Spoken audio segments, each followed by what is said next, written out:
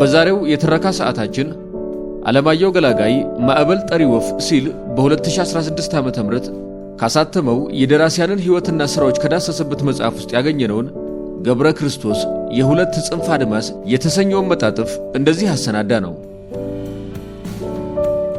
ትረካውን ማድመጥ ሲጀምሩ ቪዲዮ ላይክ ማድረጎን አይርሱ። ቻናላችንን ሰብስክራይብ ካላደረጉ ሰብስክራይብ በማድረግ የቻናላችን ቤተሰብ ይሁኑ። እስከ ትረካው ማብቂያ ድረስ አብራችሁን ቆዩ።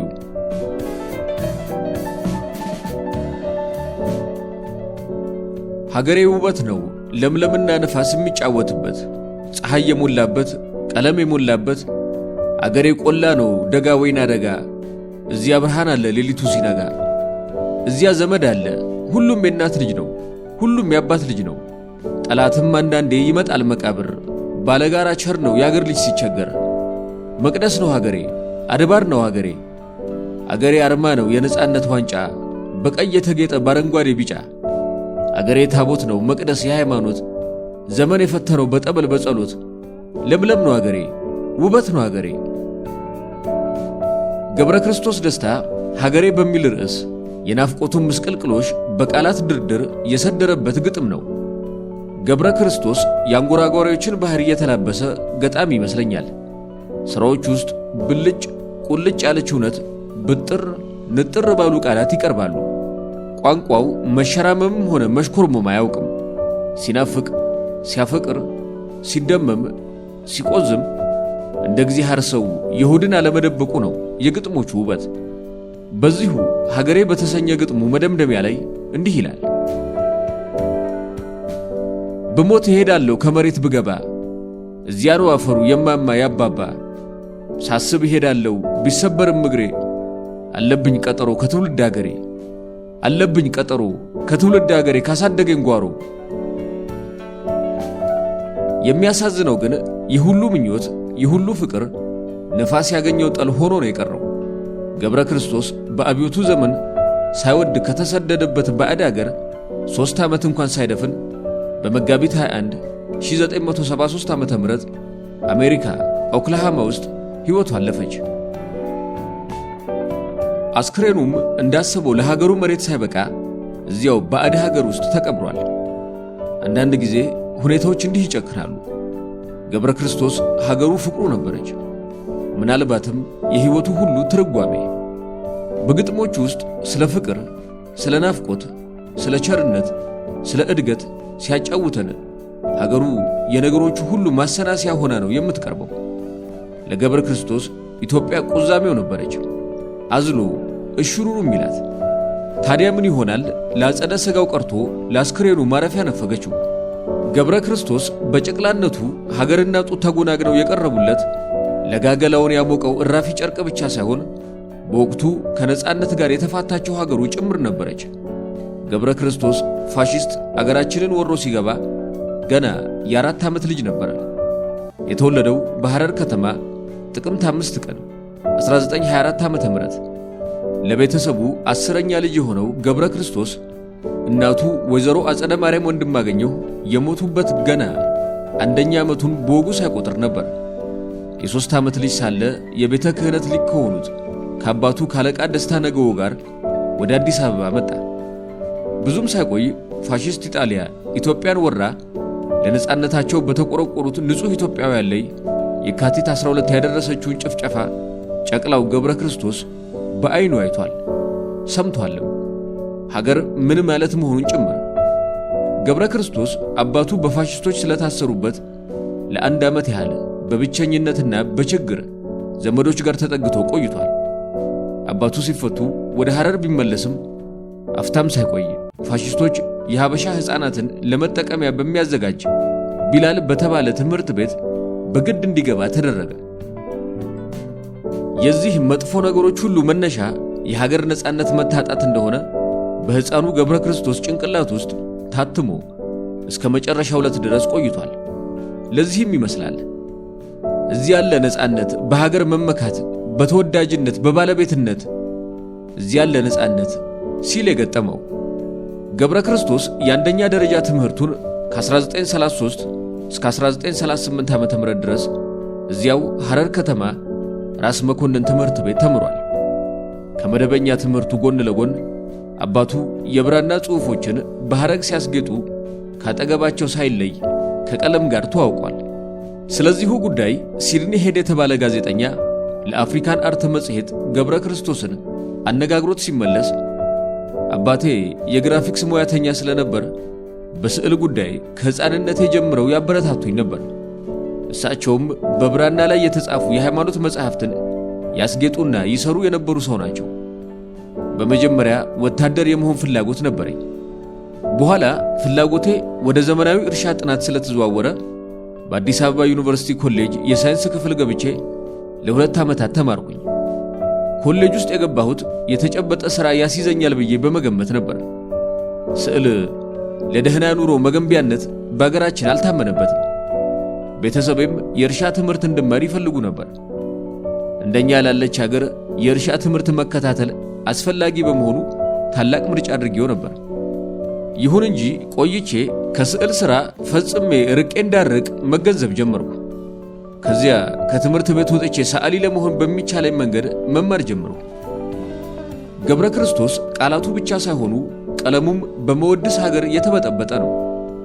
የሚሰራቸው ስዕሎች ለኢትዮጵያ የስዕል ታሪክ እንግዳ ብሂል ቢከተልም እዚያ ውስጥ አገሩ ነበረች። አዲስ ሐሳቦችን ለማስተዋወቅ እፈልጋለሁ የሚለው ገብረ ክርስቶስ ከቀለም ባሻገር በክር በአሸዋና በመሰል ቁሳቁሶች እንግዳ ቅርጾችን ተመልካች አእምሮ ውስጥ ለመከሰት ተጣጥሯል፣ ተሳክቶለታልም። ገብረ ክርስቶስ ይህንን እንግዳ ሙከራውን ለሚጠየፉ የዘመኑ ጥበብ ኃያሲያን እንዲህ የሚል ምላሽ ሰጥቶ ነበር። አስተያየት ሰጪዎቹ ዓለም አቀፍ ኪነ ጥበብ ምን እንደሆነ የሚያውቁ አይመስሉም። ፒካሶ የተባለው ሰዓሊ የአፍሪካን ኪነ ጥበብ ባይመለከት የራሱን ዘይቤ ባላመጣ ነበር። ማቲስም እንዲሁ ከእስልምና ባህል ወስዷል። ጎገን የተባለው አርቲስት ተጨማሪ የስዕል ስሜት ለማግኘት ሲል እስከ ታሂት ሄዷል።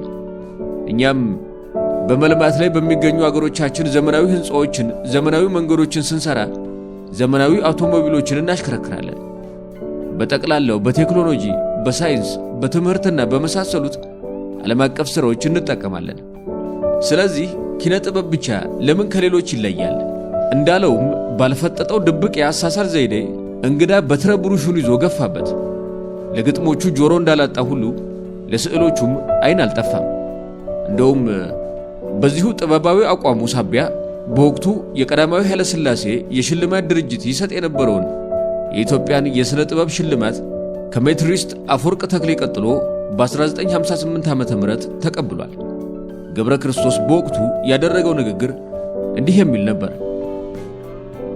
አዳዲስ የሥልጣኔ በር መክፈት የዛሬውን ትውልድ ማነቃቃት ሲሆን የመጪውንም ትውልድ እርምጃ በቅድሚያ ማሰናዳት ማለት ነው። አዳዲስ የሥልጣኔ መንገድ በሚከፈትበት ጊዜ ሁሉ ምናልባት ብዙ ሰዎች ሊገባቸው የማይችል ሐሳብ ስለሚፈጥር አንዳንድ ተቃራኒ ድምፅ የሚሰማበት ጊዜ አለ። በሥነ ጥበብም እንዲህ ያለ ሁኔታ አልፎ አልፎ ያጋጥማል። ብዙ የጥንት ሰዓሊያን በዘመናቸው ጥረታቸው ሳይታወቅ እየተቸገሩና እየተረሱ እነሱ ካለፉ በኋላ ሥራቸው ጠቃሚና ዋና የሥነ ጥበብ መክፈቻ ቁልፍ ምዕራፍ ሆኖ በሚቀጥለው ወይም በሦስተኛው ትውልድ ሲደነቅና ሲመሰገን ይገኛል። ሰዓሊው በዘመኑ የሚያገኘውን ሁኔታ በአካባቢው ያለው ነገር የሚገልጽ ቢሆንም ከሚገኝበት ዘመን አልፎ ተርፎ ተሻግሮ ብዙ ሰው ያልደረሰበትን ሐሳብ በቅድሚያ የሚመለከት ነብይ መሆኑን የአንዳንድ ታላላቅ ሰዓሊዎችም ታሪክ ደጋግሞ መስክሯል። ዘመናዊው ሰው ራሱን የአንዳንድ ነጥብ መክፈቻ ቁልፍ አድርጎ ይገምታል። ዘመናዊ ስዕልም ይህንኑ ዓላማ የተከተለ ነው። ሰዓሊው ዓለምን እንዴት እንደሚመለከት፣ ፍጥረት እንዴት መተርጎም እንደሚችል፣ በዓለም ውስጥ ሲኖር ምን ጥበብ፣ ምን አይነት ዘዴ፣ ምን አይነት አዲስ ነገር ማስገኘት እንደሚችል ይጥራል። ዛሬ ስዕል እንደ ጥንቱ ጠባብ መንገድ የተወሰነ ሳይሆን በብዙ በኩል እየተጣደፈ የሚሄድ ዕውቀት ሆኗል። ይህ የመመራመር ውጤት ነው። ዘመናዊው ወይም አብስትራክት ስዕል የራሱ ቋንቋና ሕግ ሲኖረው ይህ ቋንቋ እስቲለመድና እስቲጠና ለብዙ ሰዎች አዳጋች ሆኖ ይገኛል። ዘመናዊ ስዕል እንደ ጥንቱ በፎቶግራፍ ሁኔታ ሐሳብ እየገለጠ ታሪክ ብቻ የሚደረድር ሆኖ አይወሰንም። በዘመናዊ ዕቅድ ስዕል ራሱ ሐሳብ ነው። የአንድ ነገር ሁኔታ፣ የአንድ ነገር ትርጉምና ስሜት ነው። ገብረ ክርስቶስ ሰዓሊና ገጣሚ ብቻ ሳይሆን አንደበተ ርቱዕና ጥሩ መምህር ነበር። በተለይ መምህርነቱ ወጥቶ ወርዶ ብዙ ለፍቶ ያገኘው የነፍሱ ምርጫ እንደሆነ ራሱ ያስረዳል። የአንደኛ ደረጃ ትምህርቱ እዚያው ሐረር ካጠናቀቀ በኋላ ወደ አዲስ አበባ ነበር የመጣው። የሁለተኛ ደረጃ ትምህርቱን በወቅቱ የቀዳማዊ ኃይለ ሥላሴ ሁለተኛ ደረጃ ትምህርት ቤት ኮተቤ መምህራን ኮሌጅና በጄኔራል ዊንጌት ትምህርት ቤት ተምሮ አጠናቀቀ። የገብረ ክርስቶስ አዲስ ያሳሳል ዝንባሌ የተጸነሰው በዚሁ የሁለተኛ ደረጃ ትምህርቱ ወቅት ነበር። በዚያን ዘመን አዲስ ወደ ሆነው ዩኒቨርሲቲ ኮሌጅ ገብቶ በባዮሎጂ ትምህርት ክፍል እስከ ሁለተኛ ዓመት ቢገፋም ወደ ሶስተኛ ዓመት ሳይሸጋገር አቋርጦ ተወጥቷል። እናም የነፍሱ ጉትጎታ ለጊዜው ቸል ብሎ በተለያዩ መስሪያ ቤቶች በተለያየ ሙያ የተደመመ ኑሮውን ለመግፋት ሞከረ። በአውራ ጎዳና መስሪያ ቤት አፈር ምርመራ፣ ሲንክላር የነዳጅ ድርጅት ሐረር ሄዶ ሞከረ። በኢትዮጵያ ንግድ ባንክ በስታቲስቲሽያን የስብስቴ ነጋሴ አንደኛ ደረጃ ትምህርት ቤት በመምህርነት በተቀጠረበት ሁሉ ደስ ያላለውን ጉዳይ በውል ሳያውቀው ዓመት ሳይሞላው እንደወጣ በዚያው ይቀር ነበር። በመጨረሻ የራሱ ተቀጣሪ ሆኖ ስጋውን ለነፍሱ በማስገዛት እቤቱ ተቀምጦ መሳል ጀመረ። ይሄ እጅግ ተስማማው።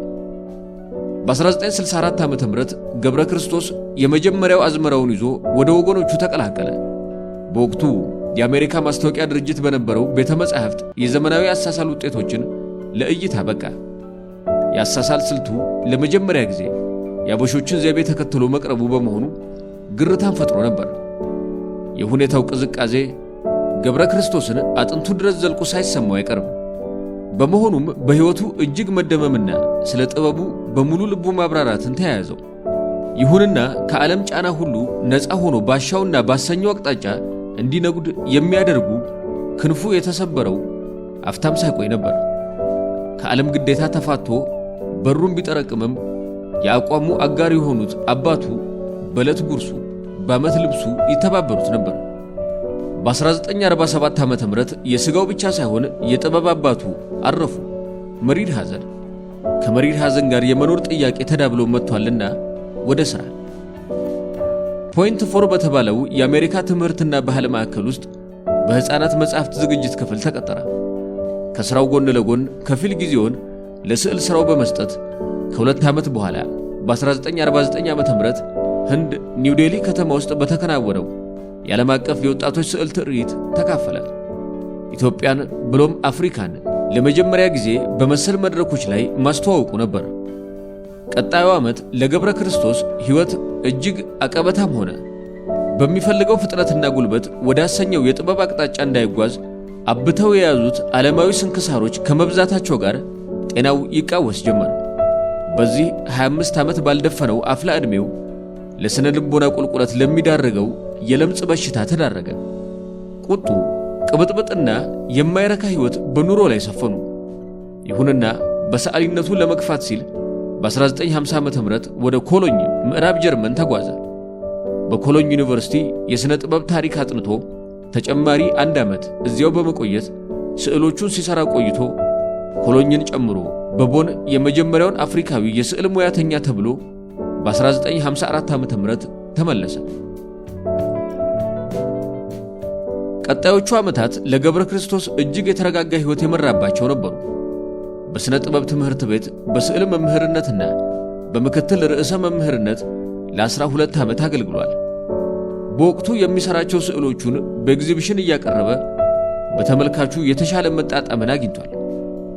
በ1969 ዓ.ም አገር እስከለቀቀበት ጊዜ ድረስ በአዲስ አበባ ማዘጋጃ ቤት የባህል ማዕከል በመድረክ ገጽ አዘጋጅነት እያገለገለም ስዕሎቹን መሳልና ማሳየት አላቋረጠም ነበር። ገብረ ክርስቶስ በስዕሉ ይትባህል ፍላጎቱ የሚገኘው አጸደ ነፍሱ ውስጥ ነው። እንደ አንዳንድ ሰዓሊያን ሐሳቡን በሚታወቁ ቅርጾች ጠቅሎ ተመልካችን ቤት ድረስ አይወስድም። ገብረ ክርስቶስን ለመረዳት እዚያው ወለል አድርጎ የከፈታት አጸደ ነፍስ ውስጥ መግባትን ይጠይቃል። የሚሰራው በቀለም ሆነ በቅርጽ ሲያቀርብልን አፍታውን አይዋሃደንም።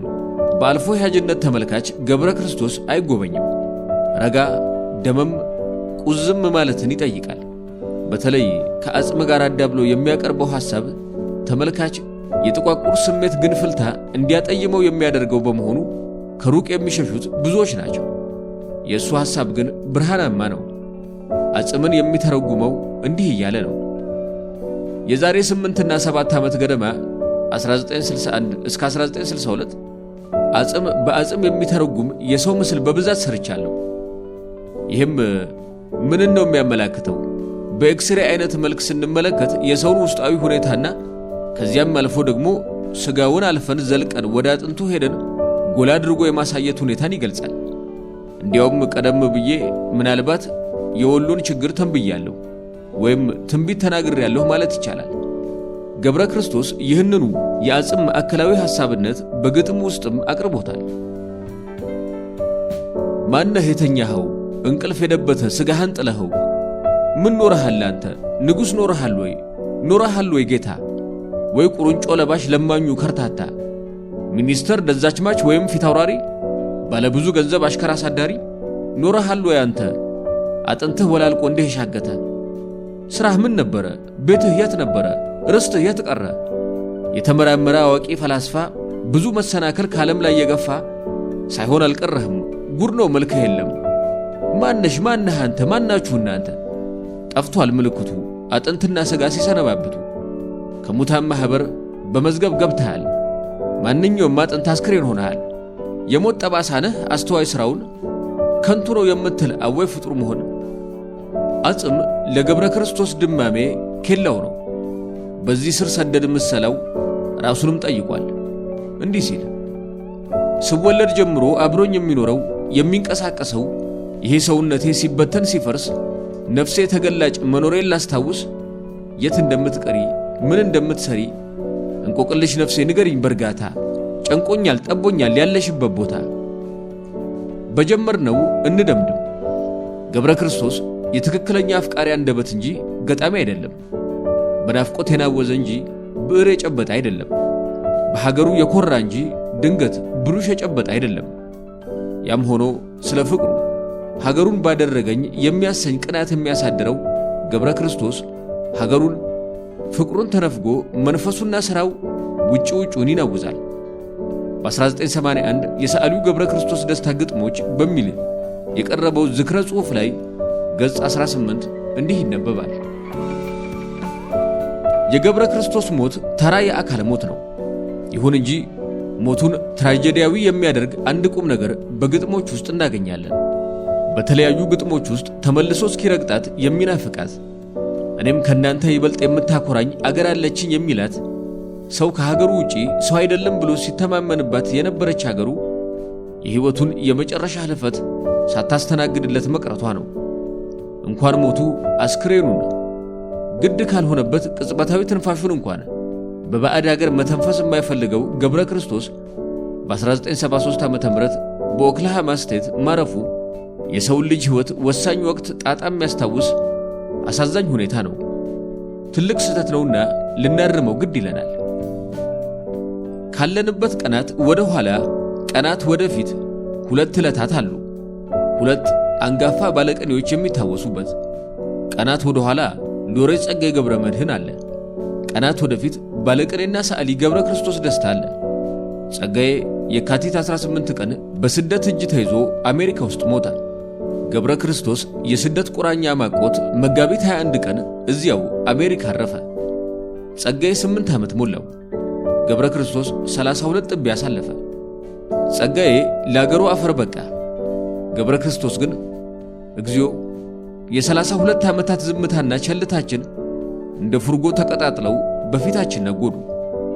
መጋቢት 21 ቀን 1973 ዓ.ም ገብረ ክርስቶስ ሕይወቱ ያለፈችበት ዕለት ነበረች። በአብዮቱ ግፊት ሳይወድ የተሰደደበት ባዕድ ሀገር ፍቅሩን በግጥም ሲያስታምም የ3 ዓመታት ያህል ቆይቶ ነው የጸጉር ልውጥ ሞት የሞተው። ይቆጫል። ሀገሬ ውበት ነው ለምለምና ነፋስ የሚጫወትበት ፀሐይ የሞላበት ቀለም የሞላበት ሀገሬ ቆላ ነው ደጋ ወይና ደጋ። እዚያ ብርሃን አለ ሌሊቱ ሲነጋ። እዚያ ዘመድ አለ ሁሉም የእናት ልጅ ነው ሁሉም የአባት ልጅ ነው። ጠላትም አንዳንዴ ይመጣል መቃብር። ባለጋራም ቸር ነው ያገር ልጅ ሲቸገር። ብሞት እሄዳለሁ ከመሬት ብገባ እዚያ ነው አፈሩ የማማ ያባባ። ገብረ ክርስቶስ ሀገሬ ሲል በሰየማት ግጥም ውስጥ ምኞቱን እንዲህ አስፍሮ ነበር። የሚያሳዝነው ግን ይህ ሁሉ ምኞት፣ ይህ ሁሉ የወገንና የሀገር ፍቅር ነፋስ ያገኘው ጠል ሆኖ ነው የቀረው። የ30 ዓመታት ዝምታና ቸልታችን ተስፋውን አገንትሮበት እንደ ቀነጨረ ጥሬ ቢዘራ የማይበቅል እስከ መሆን የደረሰ ይመስላል። እንደ ምኞቱ ለአገሩ መሬት ሳይበቃ አሜሪካ ኦክላሃማ ውስጥ በመሸንግዳ ተቀብሯል። አንዳንድ ጊዜ ሁኔታዎች እንዲህ ይጨክናሉ። ብዙ አትጠይቅም፣ እሱን አታገኝም። ገጣሚ ሰለሞን ደሬሳ ስለ ገብረ ክርስቶስ እንዲህ ብሎ ነበር። በአብዮቱ ዘመን ለኢትዮጵያውያን ጸሐፊዎችና ሰዓሊዎች ችግር ይደርስባቸዋል ብዬ እገምት ነበር። ገብረ ክርስቶስ ደረሰበት። መጨረሻው ላይ ስላወጣጡ የሰማሁት ነገር አለ። እሱን አላጣራሁምና አልደግመውም። ችግር ደርሶበት ወጥቶ ታሞ በሚያሳዝን ሁኔታ አንድም ኢትዮጵያዊ በሌለበት ማንም በማያውቀው ሀገር ኦክላሃማ በተባለ ቦታ ሞተ። አሜሪካ መሆኑንም አላውቅም ነበር። እኔ ያለሁበት ሚኒሶታ፣ እሱ ያለው ኦክላሃማ ነበር። በሰማና ባውቅ ኖሮ ቢያንስ ሲሞት የሚያውቀውን ፊት እያየ ይሞት ነበር። አሁን ሳስታውሰው በጣም ሆዴን ይበላኛል። ከአሟሟቱ በላይ ሆድ የሚበላው ወጥቶ የመቅረቱ ጉዳይ ነው። የገብረ ክርስቶስ መንፈስ ከትውልድ ሀገሩ መሬት የማይነጠል የብርቅዬ ተክል ባህር ያለው፣ በለመለመበት ብቻ ለመድረቅ፣ ባፈራበት ብቻ ለመርገፍ የተፈጠረ መቅደስ ነው ሀገሬ፣ አድባር ነው ሀገሬ። አገሬ አርማ ነው የነጻነት ዋንጫ፣ በቀይ የተጌጠ በአረንጓዴ ቢጫ። አገሬ ታቦት ነው መቅደስ የሃይማኖት፣ ዘመን የፈተነው በጠበል በጸሎት። ለምለም ነው ሀገሬ፣ ውበት ነው ሀገሬ። ገብረ ክርስቶስ ሀገሩ ፍቅሩ ነበረች። የሕይወቱ ትርጓሜ በግጥሞች ውስጥ ስለ ፍቅር፣ ስለ ናፍቆት፣ ስለ ቸርነት፣ ስለ ጠላትነት ሲያጫውተን ሀገሩ የነገሮቹ ማንጸሪያ ሆና ነው የምትቀርበው። ለገብረ ክርስቶስ ኢትዮጵያ ቁዛቤው ነበረች፣ አዝሎ እሽሩሩ ሚላት። ታዲያ ምን ይሆናል? ለሕይወቱ ቀርቶ ለአስክሬኑ ማረፊያነት ተነፍጋው መንፈሱ ውጭውን ሲል 32 ዓመታት ደፈነ። ጥቂት ነገር ጠየቀ፣ እሱንም ተነፈሩ። አንዳንድ ጊዜ እኛና ሁኔታ እንዲህ እንጨክናለን። ጸጋዬ ገብረ መድኅንም ያው ነው። የሀገሩ ነገር አይሆንለትም ነበር። ሊሞት 15 ቀን ሲቀረው እንኳን ሀገሩን አደራ አላለም። አዝሏት ነው የሞተው። የካቲት 18 ቀን ሊሞት የካቲት 1 ቀን የወጣው ጦቢያ መጽሔት ላይ እኔንም እንደ አባቶቼ ያልቋጨሁት ነገር ይቆጨኛል ብሎ ነበር። በአፄ ቴዎድሮስ አንደበት እሱ ባስታጠቃቸው ያለፈው ጥረታችንን ሳስታውሰው ትዝ ሲለኝ ከሰራነው ነገር ይልቅ ያልሰራነው ነው የሚቆጨኝ። ጸጋዬ እንደ ገብረ ክርስቶስ ልስልስ አይደለም። ሀገር ነክ ግጥሙ ለበቅ ነው፣ ውዴታም ሕማም ነው። ሀገሩን እንደ ሾህ አክሊል የሚያጌጥባት እየደማባት ነው፣ እየተናቸፈባት። ያም ሆኖ አልታከተም፣ በቃኝ አላለም። ማነህ ባለ ሳምንትን አላለፈም። በህመም የተሰደደበት ሆኖ በበቃኝ የተሰደዱት ላይ ይጮህ ነበር። ይድረስ ለኛ በሚል ግጥም ይድረስ ወገን ከኛ ለኛ፣ አበቅቴ ውሉን አልሳተም ጽዋህን ተቀበለኝ። ይድረስ ለክቡር ወገኔ ምነው ጥላችን ቀለለ፣ እማማ ኢትዮጵያችን ለምን እያደር እየዋለ ማህፀኗ ከጎዶሎ በቀር ሙሉ ሰው አልወልድም አለ። ስደተኝነት ግቡ ለሆድ ባርነት ሩቅ ማደር፣ እንደወዶ ገባ ውሻ በባዕድ ብሪት መደፈር፣ የቁሞት ኑሮ ነው ስሙ አለሁ ለማለት መገደር።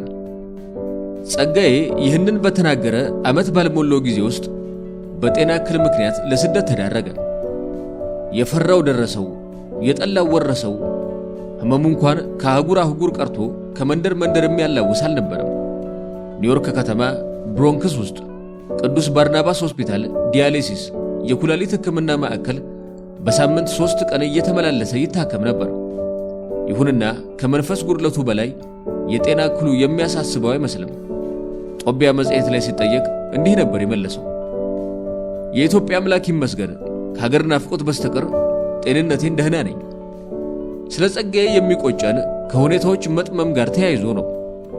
በህማም እግር ብረት ታስሮ ለሚያነውረው ስደት ከሚዳረግ ምን አለ ኢትዮጵያ እቅፍ ውስጥ እንደተገኘ እቅፍ ውስጥ በጠፋ የሚል ቁጭትና ወቀሳ ያለብን ወደ ገብረ ክርስቶስ ገደማ ነው። በሞት ይሄዳለሁ ሲል ሙት እግር እንደሌለው አጥቶት ይሆን? አይደለም። እኛ ላይ የጣለውን ተስፋ ነው የመተማመኛ ፈካሪ ያደረገው። እዚህ ያለ ነጻነት፣ በሀገር መመካት፣ በተወዳጅነት፣ በባለቤትነት እዚህ ያለ ነጻነት ሲል መግጠሙ ለአጸደ ሥጋው ብቻ አልነበረም፣ ለመንፈሱም እንጂ። እንደ ብርቅዬ ተክል በለመለመበት መሬት ላይ ብቻ ለመድረቅ፣ ባፈራበት ሀገር ላይ ብቻ ለመርገፍ የተፈጠረው ገብረ ክርስቶስ ብቻ አይደለም። ሁሉም አንጡራ ኢትዮጵያዊ እንዲያ ነው። በቅርብ ወደ ዳር ሀገር የመጣ የረጅም ዘመን ስደተኛ እንዲህ ብሎ አጫወተኝ። ወድቄ መቅረቴ ነው ብሎ ማሰብ የህይወት ጥንጣን ነው፣ ባዶ ያስቀርሃል። የላይ ላይ ኑሮ እንጂ ስር የሰደደ ደስታ አይኖርህም። የኢትዮጵያዊ ስደተኝነት ሁሉ መትከንከን ይሄ ነው። ብዙ ገብረ ክርስቶሶች ባዕድ አገር ወድቆ በመቅረት ፍርሃት ተቀፍድደው ባጸደ ሥጋ አሉ። በሀገር ናፍቆትና በወገን እጦት ሳይሞቱ መንፈሳቸው ድንበሩን የሚጣራሞት። በሄድ እሄዳለሁ ከመሬት ብገባ እዚያ ነው አፈሩ የማማ ያባባ። የማማና ያባባቸውን አፈር በዚህ መንግስት የተነፈጉ ይሄ መንግስት እንደሆነ እንደ ትምክህተኛ ባል አስወጥቶ በር መዝጋትን ብቸኛ መፍትሄ አድርጎታል። እዚያ ብሞት እሄዳለሁ ቢባልም እዚህ ብትሞቱም አትመጡም የሚል ገርጋሪ መንፈስ የተጠናወተው መንግስት አለ። ማን ይሁን ማን፣ ጸረ ሕዝብ ይሁን አሸባሪ ለውጥ አያመጣም። ኢትዮጵያዊ ነው። ከኮሎኔል መንግስቱ ኃይለ ማርያም ጀምሮ ወድቆ የመቅረት ፍርሃቱ እድሜያቸው የገፋ ላይ ብቻ አይደለም፣ የወጣቶቹ ስደተኞች ጭምር እንጂ። ገብረ ክርስቶሳዊ ተስፋ የጣለብን ገብረ ክርስቶሳዊ ዕዳ ወይስ ሌላ አማራጭ አለ? ለማንኛውም እንደ ጋኔል ከሥጋ አልፎ በመንፈስ የሚቀጣውን እጅ ያላላልን። አሜን።